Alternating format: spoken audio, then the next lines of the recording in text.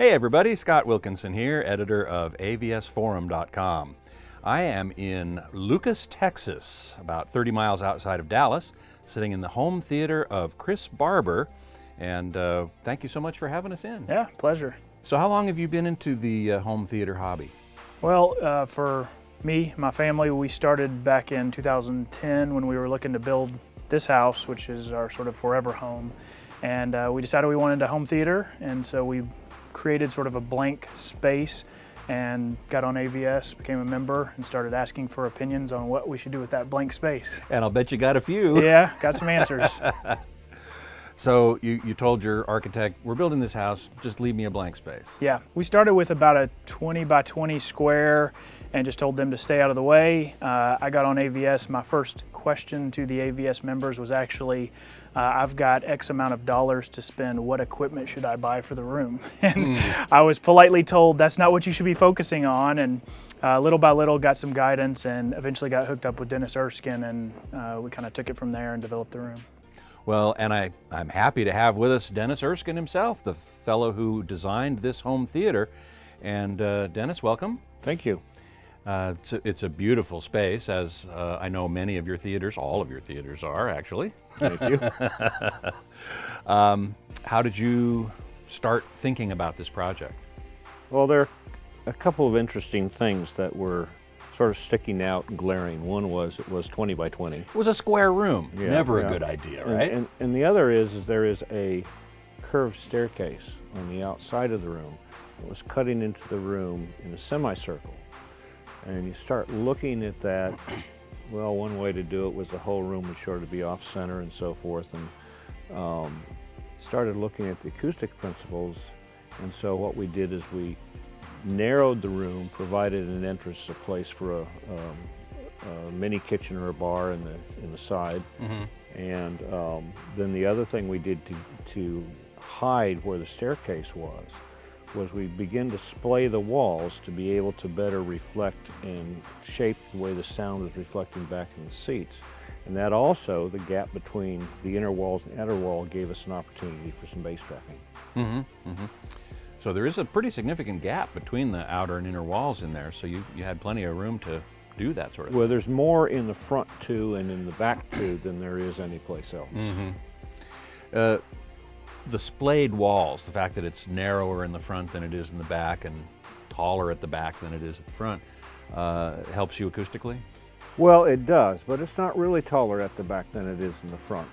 Each row of seats basically has the same ceiling height, which made it easier for us mm-hmm. to deal with this quality of sound in the room. Mm-hmm. What were your primary design goals? What did you say to Dennis about, this is what I want? Or did you just give him carte blanche? No, it was really interesting. My first real communications with Dennis, where I was feeling him out, was, you know, I've got a unique taste. I don't want a traditional looking home theater. I didn't want columns. I didn't want opulent gold and carvings. And I said, I just want something that's different and maybe a little streamlined and modern. And this was the first thing he showed me. Now, I had no idea it had anything to do with the acoustics or anything else. Mm-hmm. He just showed me a drawing of this, and I said, that is perfect. That is really what I like, and I thought it was very unique, and we just sort of ran from there. And I know that you incorporate both design and acoustic. You're trying to integrate those together so you get a good performance and a good look, a good aesthetic. Well, exactly. A home theater is an engineering exercise. It's not an interior design exercise. But by the same token, once the engineering's done, it's got to be a pleasant space to be in. Mm-hmm. That also, though, disappears when the lights go down. You don't want... It does, and the other thing that's my own personal gripe is I don't like seeing speakers in rooms. And I certainly don't see any in here. Nope, they're all hidden behind the panels in the walls, mm-hmm. and the fact that we did splay the walls gave us additional room for the speakers. Very good. Speaking of the speakers, what speakers did you end up specifying for? The main and surround speakers are all from Procella Audio. We've got active speakers, right? Powered speakers. Well, the front ones are. The surrounds are not. We have the 815s in the front and P18s for the main subwoofers in the front, and then the surrounds are P6s. and we have multiple side surrounds. We have an array. And some subs as well, obviously. Yes, yes. One of the interesting things I learned about this room is that you're able to do Dolby Atmos, Oro 3D, and DTSX, all using the Trinoff Altitude 32 processor. This is an Altitude 24. Oh, 24. Yeah, pardon me. but the answer is right. Yeah, we're currently capable of doing all three sound formats. And what is the configuration in terms of Dolby? You know, you specify the surround array, the sub array, and then the overhead array. Yeah, it's if I recall 929, I believe. Yeah. Is that what you got there? Yep. And when you're doing Oro, you actually have a Voice of God speaker above, right? We do, and we have used some techniques to be able to utilize those center speakers in Atmos. The original Atmos for commercial theaters had a center row of speakers, and they took it out because when you're in commercial cinema, 20-foot ceilings, you don't need that center. But when you start getting into smaller acoustic spaces and you have wide rows, you've got to have an even SPL across all of the seats, and so we were able to do that with the center speakers here. And the new the center speakers or the ceiling speakers for Atmos are Triad. Excellent. And they worked with Dolby from the very beginning on Atmos. Yes, they did. Yeah. It's a fabulous speaker for Atmos. So with the speakers in the front, behind the screen, you obviously have an acoustically transparent screen there. What did you specify for that? That's a Stewart CineCurve MicroPerf, and that's a What's the material? Studio Tech 130. Okay, all right. Masking system, it's hard to see here, but have you got a masking system? No, that was one of the budgetary restraints. I decided to go without. Yeah. Okay, all right. But so you're able to watch 16:9 or we've got widescreen movies. We've got an anamorphic lens. It's just when it's in 16:9, you just have the side blocked in. Speaking of MicroPerf, we were talking about this before, just a little bit before, and that poses its own challenges in terms of placing speakers and having the frequency response change and so on. How do you deal with that? Well, it doesn't really. Placing the speakers behind the screen is something you want to do. Of course. Obviously. Anytime you put something between the speaker and the ear, you're going to have some impact. I don't care what it is.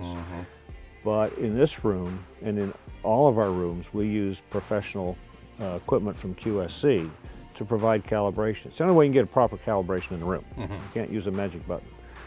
And since we have that capability, the impact of the screen on the end result is null, because we can take care of any roll-off or anything like that in the DSP system. What about the power in here? This is a pretty hefty system you got here, so you must have some power management. Yeah, we actually recently added a Taurus wall mount unit upstairs, so all the power coming into the house goes through that step-down transformer and then comes down to the equipment room. The projector you have is the Runco VX22, which is now a little old, so I imagine you're thinking about upgrading, aren't you? Yeah, I've sort of got the bug, and when did you ever not? Yeah, have the bug? I know. My wife tries to, dampen it down, but yeah, I've been talking to Dennis about that a little bit. I think that our consensus, or I kind of follow his advice, is looking at 4K, looking at the 2020 color, HDMI, all those issues that are sort of out there. We're maybe a year or two away, but once we get all those issues worked out, and I've basically told him, when you have something that you think is stunning that I need to get, then that'll be my green light to go ahead, and we'll probably swap it out. Did you see anything that tickled your fancy at CEDIA that you're thinking about putting in here? Or is it not quite time yet? It's not quite time. We saw several strong possibilities, but it won't be that long before sort of the missing links in the checklist will be fulfilled, and then it would make more sense to do that. High dynamic range, to me, is one of the biggest things to happen, and improvements in commercial cinema as well as home cinema, and we are kind of in the very early days of that, aren't we? Oh yes, we are, and it's quite possible by the time some of the check boxes are done, we'll have Dolby Vision in the projectors as well. Mm-hmm. Yeah, exactly. So that's one thing in the future, possibly, probably. Anything else you're thinking of? Well, the Trinnov that we just added was our most recent upgrade with the Atmos, so we're pretty happy with that, and that's eased my upgrade-itis. The other thing I was talking to Dennis about was if we do get a new projector, we may end up not expanding the space, but adding a projector room to get rid of the big projector box that's in this room and making it on the outside of the room. So that might come hand in hand with the projector in the future.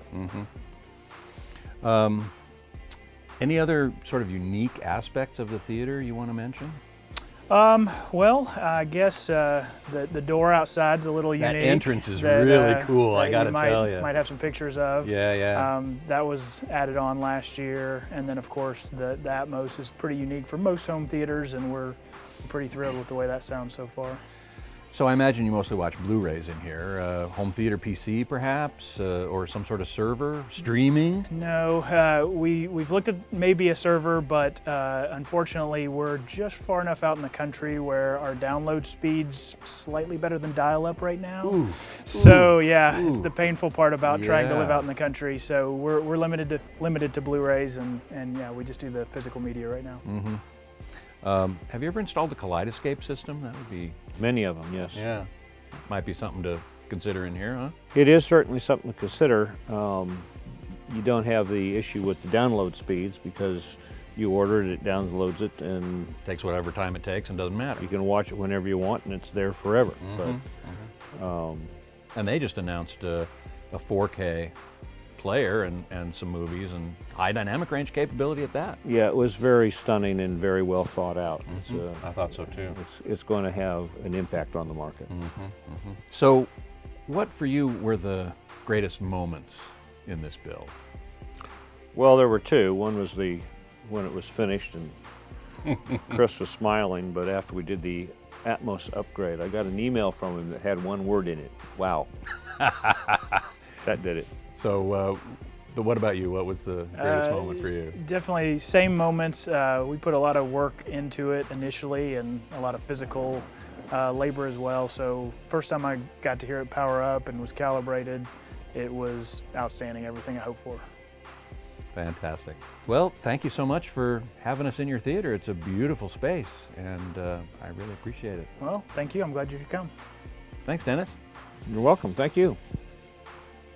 So this is Scott Wilkinson here at the Kris Barber Home Theater in Lucas, Texas, bidding you farewell.